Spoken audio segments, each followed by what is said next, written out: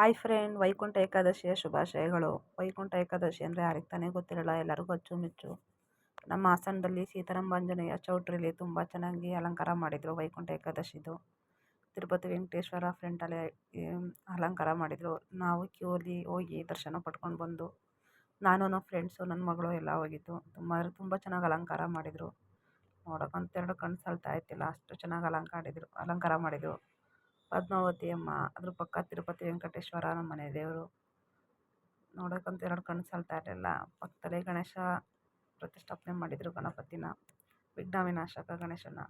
ಹಾಗೆ ಅಲ್ಲಿಂದ ಒಳಗಡೆ ಬಂದು ಅಲಂಕಾರ ಅಂತೂ ಫ್ರೆಂಡ್ ತುಂಬ ಅಂದರೆ ತುಂಬ ಚೆನ್ನಾಗಿ ಅಲಂಕಾರ ಮಾಡಿದರು. ನೋಡೋಕ್ಕೆ ಎರಡು ಕಣ್ಣು ಸಾಲ್ತಾ ಇತ್ತಿಲ್ಲ. ನಾನು ಹೋಗಿದ್ದಿಲ್ಲ, ಇದೇ ಫಸ್ಟ್ ಟೈಮು.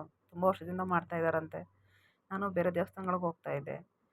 ಹಾಗೆ ಅಲಂಕಾರ ನೋಡ್ಕೊಂಡು ಮುಂದೆ ಬಂದು ಸ್ವರ್ಗದ ಬಾಗಿಲನ್ನ ಮುಟ್ಟಿ ಆಶೀರ್ವಾದ ತಗೊಂಡು ಒಳಗಡೆ ಬಂದೆ. ಹಾಗೆ ಒಳಗಡೆ ಬಂದಾಗ ದೇವ್ರಿಗೆ ಅಲಂಕಾರ ಮಾಡಿ ಮಹಾಮಂಗಳಾರತಿ ಪೂಜೆ ಎಲ್ಲ ಮಾಡ್ತಾಯಿದ್ರು. ಅದೊಂದು ಕ್ಲಿಪ್ಪಿಂಗ್ ತಗೊಂಡು ಬಂದೆ. ಸೀತಾರಾಮಾಂಜನೇಯ, ರಾಮ ಲಕ್ಷ್ಮಣ ಸೀತೆ ಆಂಜನೇಯ, ಅದ್ರ ಪಕ್ಕ ಗಣೇಶ.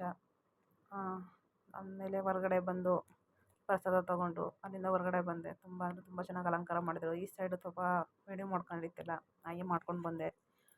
ತುಂಬ ಅಂದರೆ ತುಂಬ ಚೆನ್ನಾಗಿ ಕಾಣ್ತಾ ಇತ್ತು. ನಾನು ಸ್ವಲ್ಪ ತಲೆ ನಿಂತ್ಕೊಂಡಿದ್ದೆ. ವಿಡಿಯೋ ಇಷ್ಟ ಆದರೆ ಲೈಕ್ ಮಾಡಿ ಫ್ರೆಂಡ್.